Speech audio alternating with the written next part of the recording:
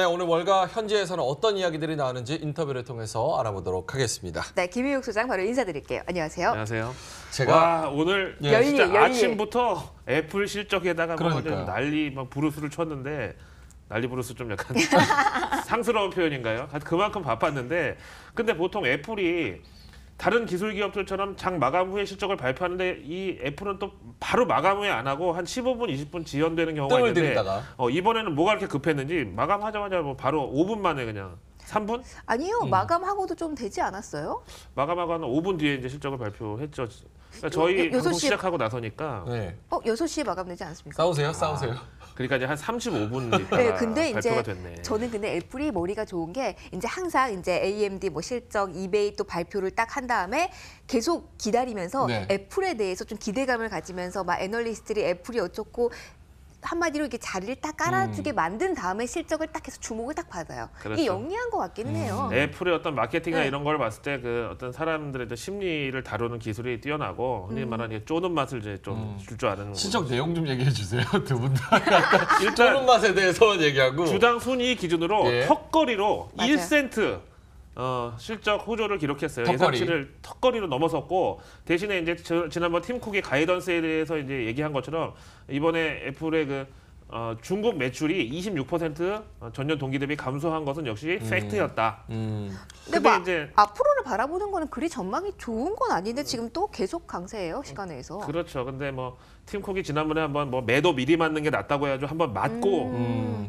그러다 보니까 이제 사람들의 기대치도 내려가 있는 상태에서 아이고 저 정도면 뭐 그럼 됐네 이제 이렇게 된 거고 그다음에 우리나라 이제 어제도 사실은 코스피 하락 출발해가지고 막판에 상승 반전한 게 삼성전자하고 SK하이닉스의 강세 덕분이었잖아요. 이제 글로벌리 투자자들이 너무 시장이 올랐다 싶으면 반도체주를 패면서 이제 시장의 공포 분위기를 조성하기도 하고 그다음 또 너무 많이 내렸으면 이제 다시 시장을 반전시킬 때 또 반도체 대형주들을 사기도 하고 그러니까 이런 식으로 올해도 계속 박스권으로 시장을 이제 조련할 것 같다 이거죠. 제가 썩은 사과라고 해서 한번 혼났잖아요. 누가 근데 동의하십니까? 아니, 소장님이. 아니 썩었다고 하니까 그럼 싱싱한 사과는 아니다. 여기엔 동의하세요? 그렇죠. 근데 그 썩은 사과가 사실은 그 미국에서 쓰는 표현이잖아요. 애플을 맞아요. 이제 라든 애플이라고 예, 하는데 예. 이제 그걸 우리말로 하면 약간 뭐 벌레 먹은 사과 정도가 더 좀 순화하는 게 낫지 않나. 벌레 근데 먹은 이제 사과. 마케로치가 중국산 벌레 먹은 사과. 그런 사과. 썩기 바로 직전. 근데 이게 마키도치 더 같은데 좀 안 좋은 헤드라인 딱 보면은 예. 이제부터 애플의 지루한 이야기는 시작되는 것이다. 아, 이런 헤드라인이 봤어요. 있더라고요. 예.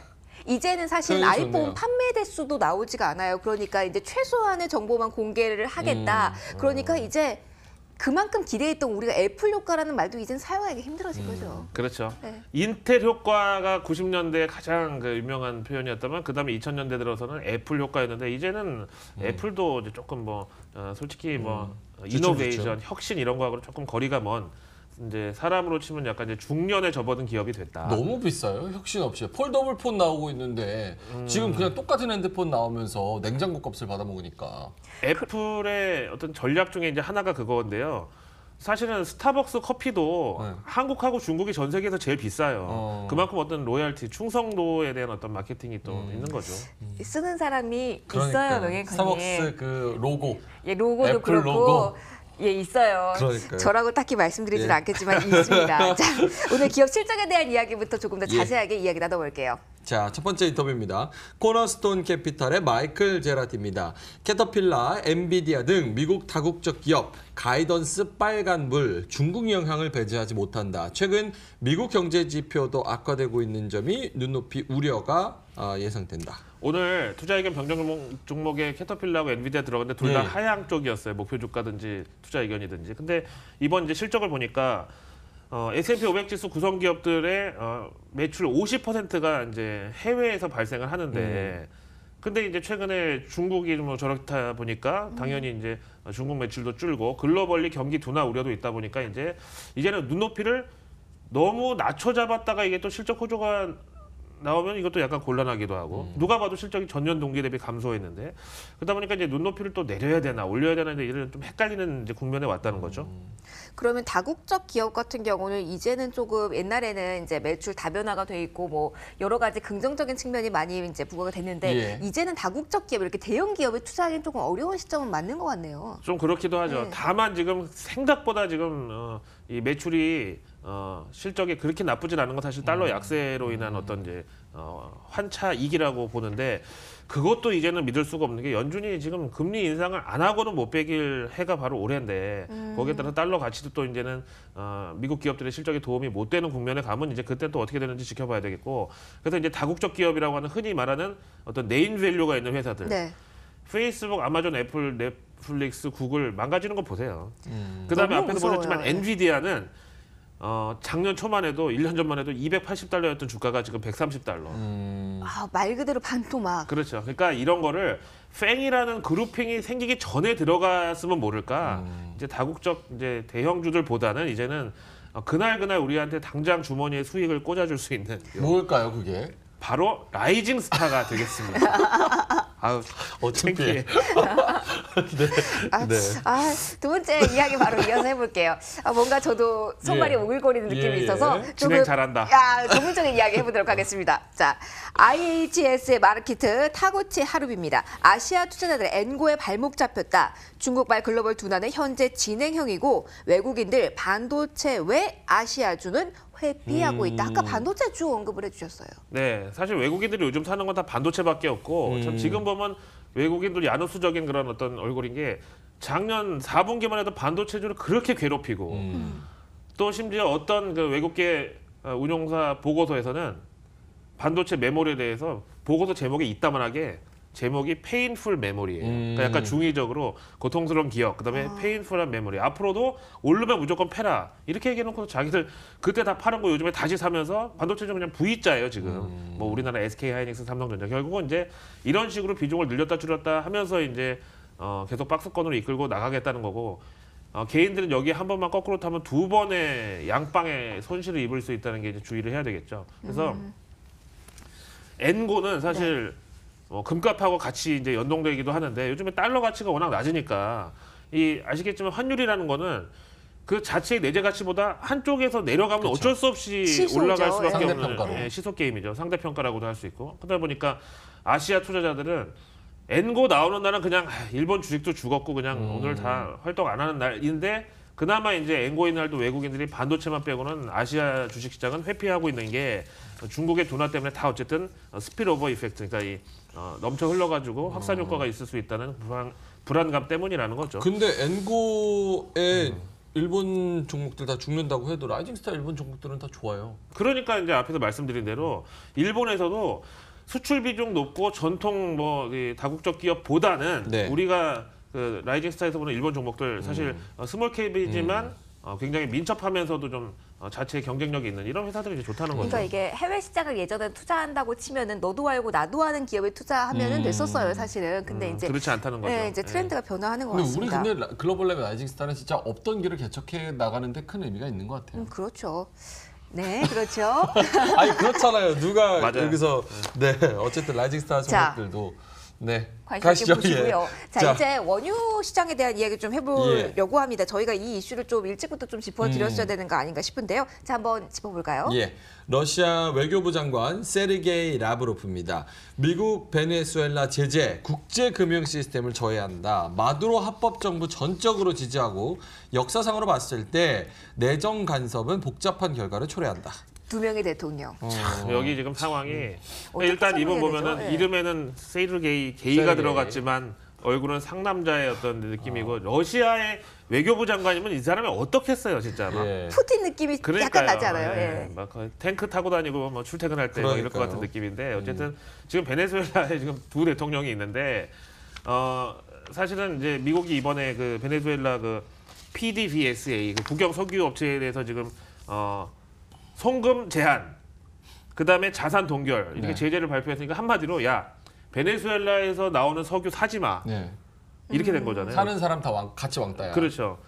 근데 이제 지금 사실은 우리 한반도를 둘러싸고 북중러 한미일 이렇게 3대 3의 어떤 대치가 있듯이 이제 이 베네수엘라도 러중배 아, 그 다음에 미유배 이렇게 이제 또 이 반으로 공산당배. 나눠져 있다는 거죠. 그래서 미국하고 유럽하고 베네수엘라가 또 하나의 어떤 지금 정권을 좀 하려고 하고. 근데 이제 이거에 대해서 중국 외교부에서 역사상 남의 나라에 간섭하다가 좋은 꼴을 본 적이 없다. 그러면서 또 자기도 간섭을 하고 있는데 근데 미국도 사실은 세계 뭐 경찰관 역할 하지 않을 것이다. 우리만 잘 살면 된다. 그러니까요. 이런 기조였다가 적극적으로 나서고 있는 상황입니다. 이게 지금. 사실 네. 저도 개인적으로는 금융인이고 애널리스트고 뭐 그렇지만 제일 그런 전문가라는 사람들이 얘기하는 것 중에 듣기 싫은 꼴 보기 싫은 말이 제가 저렇게 될 줄 알았거든요. 이 소리인데 내가 맞췄다. 베네수엘라는 나 저렇게 될 줄 알았어요. 아 진짜야 이거는. 진짜요? 왜냐면 언제부터 하셨어요? 5년 전에 이 베네수엘라가 예. 탈달러화 연대에 자기네들도 합류한다고 하면서 이 상품 시장의 기준 통화는 무조건 달러 결제거든요. 그렇죠, 갑자기 그렇죠. 위안화 결제를 하겠다고 하더라고요. 그러니까 미국이 제일 미국이 싫어하는. 요 기축 통화 건드리는 나라들은 무조건 거지를 만들어 버리잖아요. 그러니까 그때 러중회가 어떻게 됐냐면 러시아산 천연가스 위안화 결제, 그다음에 베네수엘라산 원유 위안화 결제해서 이게 셋이서 삼각편대를 이뤄가지고 탈달러화 연대를 만들었다고 막 그때 그랬거든요. 그러다가 지금 저렇게 두드려 맞았는데 사실은 미국이 기축통화 건드리면 그걸 안 놔두고 절대 자비 없는 진짜 경제적 폭격을 가하는데 사실은 미국이 이제 기축통화국이 된 게 1921년도부터니까 지금 이제 98년째란 말이에요. 네. 근데 기존에는 사실 영국, 프랑스, 뭐 포르투갈, 스페인 이런 열강들이 기축통화국의 지위를 차지했었는데 그때 이제 평균 수명이 한 94년, 5년이었어요. 그러니까 그 사이클에 의하면 사실은 이미 넘었어요. 네. 미국이 이제 기축통화국의 평균 연령을 넘었는데 그럼에도 불구하고 저는 이게 한 텀이 더 갈 수도 있다고 봐요. 역사상 완벽한 식량과 에너지 자급자족이 가능한 나라가 지금 미국이거든요. 사실 뭐 영국도 2번의 사이클을 하긴 했으니까. 그렇죠. 2번 해먹었지만 이제 미국은 제가 봤을 때 연장으로 한 번 더 갈 수도 있을 것 같다는 생각을 하고 거기다가 그동안에 이제 뭐 원유가 됐던 어떤 이제 글로벌 경제 패러다임을 갖고 있는 나라가 기축통화를 뺏어갔는데 미국은 지금 원유도 더 이상 미국한테 협박 수단이 못 되는 그러니까요. 게 셰일 오일 개발해가지고 이미 200년치 원유를 지금 확보해 놓은 상태이기 때문에 거기다가 뭐 아까 말씀드린 대로 에너지하고 식량 자급자족이 가능한 최초의 기축통화국이다 보니까 이거를 내려놓을 수 있는 방법이 없고 거기다가 군사력도 왜 우리 미국을 천조국이라고 그러잖아요. 네. 군사비가 천조. 너무 월등하게 앞서 있어가지고 미국을 꺾을 나라는 좀 없어 보인다고. 이 베네수엘라도 사실 우리나라로서는 산유국이 굉장히 부러운 입장인 거잖아요. 근데 이렇게 맞아요. 원유 매장량이 1인데 사실 나라 자체는 되게 양극화도 심하고 뭐 인플레이션도 뭐 몇백 % 올라가가지고 뭐 나라가 막 혼란이 있고 이런 게 참 재밌어요. 원유가 이렇게 묻혀 있는데도 그러니까 나라가. 아무리 조상덕을 봐도 그러니까요. 정치와 어떤 철학이 중요하다 이제 이렇게 봐야 되는 거죠, 사실은. 자, 아무래도 정치한다면 미국 이야기를 예. 빼놓을 수가 없습니다. 미국 정치권 이야기로 좀 넘어가 볼게요. 스타벅스 전 CEO 하워드 슐츠 코멘트입니다. 인물평이에요, 1953년생. 이 사람. 그러네요. 어떤 사람인지 일단 소개를 하고 가는 예. 거죠. 민주당원이고요. 28일부터 출판 기념회 겸 투어 시작. 민주당 너무 좌편향 당적 버릴 것. 이게 지금 워싱턴의 최대 화두인데 왜 우리가 이 바쁜 월가 인터뷰 시간에 스티브 잡스랜다. 오늘 애플 때문에 완전 브레인 오시드 당해가지고 예, 하워드 같이 슐츠. 스타벅스로. 하워드 슐츠가 왜 이 시간에 여기 등장을 하냐면은 예, 예. 이 사람이 자기 2020년도에 대통령 선거에 출마할 수도 있다고 해가지고 지금 워싱턴이 발칵 뒤집어졌는데 예. 왜 우리나라 정치인도 선거 나가기 전에 먼저 책부터 하나 그렇죠. 출판 낸 기념회 다음에 하죠. 출판 기념회에서 이제 뭐 하잖아요. 이제 여기도 똑같은데 근데 저번에도 항상 이제 할 거다라는 이런 설은 나오는 몇 거 번 아닙니까? 있었어요. 네. 이번에 아마 3수나 4수 정도 되는데 네. 일단 하워드 슐츠 53년생이고 전통적인 유태인 가정에서 태어나서 나고 자란 사람인데 사실은 우리나라 문재인 대통령도 53년생이고 시진핑 중국 국가주석도 53년생이니까 뭐 트럼프에 비해서 나이는 어려도 뭐 이제는 대통령 한번 할 때도 되긴 됐다고 할 수 있는데 참 이 사람이 대단한 게 중국이 있잖아요. 전통 차 문화가 있고 그다음에 우리나라 카페벤에는 중국 가서 완전히 힘들었죠. 망해버렸잖아요.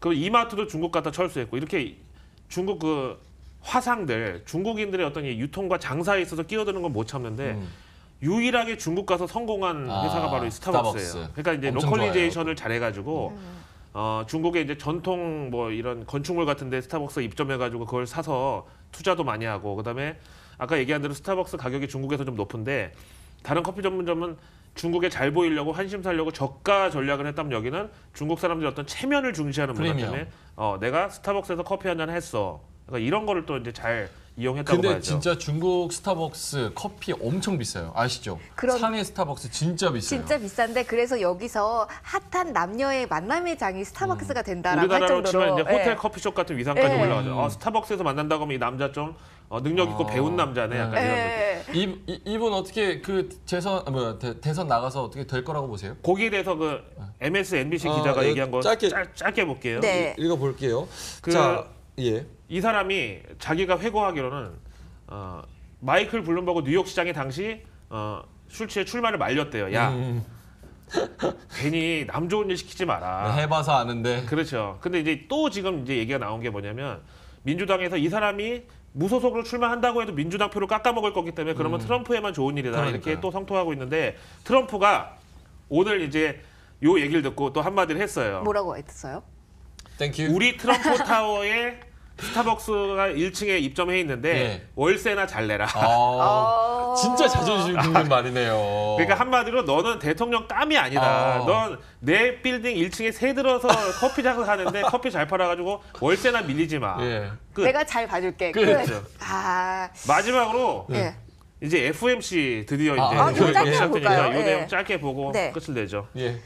골드만삭스의 얀 해지우드입니다. 1월 FOMC 인내심 본격 시험대에 올랐다. 셧다운 여파, 글로벌 둔화, 무역 분쟁 등 이슈가 산전에 있고 파월의 고무신 기자회견에 이목 집중되어 있다. 아니 나 지금 깜짝 네. 놀란 게 네. 이번 골드만삭스의 수석 이코노미스트 얀 해지우스 우리 다 알잖아요. 네. 우리나라에 세미나도 와서 본 적도 예. 있는데 저때까지 전망이 몇 번 틀리더니 왜 이렇게 갑자기 노화가 급격하게 머리 다 스트레스 많이 빠지고 받았나 봐요. 막 힘드신가 봐요. 어쨌든. 이번에 맞추셔야 되는데. 그러게요. 1월 FMC에서 제롬 파월의 그 페이션트 인내를 하겠다는 그 의지가 어디까지인지를 시험해 봐야 되는 게 지금 연준 입장에서 참아야 될 게 너무 많아요. 셧다운 여파로 경제 지표 이상하죠. 글로벌 경기 둔화 우려 있지. 그다음에 무역 분쟁이 있지. 맞아요. 그래서 이제 고무신을 거꾸로 신느냐, 그 인내심을 아. 과연 접느냐, 이거를 이번 기자회견에서 한번 살펴봐야 된다는 거고, 그다음에 지난번 비둘기파의 대부 두 사람, 그 버냉키하고 옐런 앞에서 연설했을 때는 갑자기 이제 나도 그 사람들 따라서 인내심을 보이겠다 이런 식으로 이제 워딩이 나왔는데 이번에는 그때 이제 고용 지표가 반대로 나오면서 약간 좀 시비가 있었는데 이번에는 이제 FOMC 하고 나서 이번 주 금요일 날 고용 지표가 나오는데 나오니까. 이게 또 럭비공이에요. 셧다운 때문에 공무원들이 신청을 못했다고 해서 완전히 좋을 수도 있고 나쁠 수도 있고 뭐 아니면 도야. 그러니까 윷놀이 하는데 윷을 하나로 던지는 거죠. 그러니까 알겠습니다. 뒤집어지면 윷이고 바로 서면 좀 모으고 이제. 지켜봐야겠네요. 자, 미국 기업들의 실적 그리고 국제 정치 FOMC 전망까지 좀 알아봤습니다. 김익수 김익수 소장이었습니다. 네, 고맙습니다. 지친다.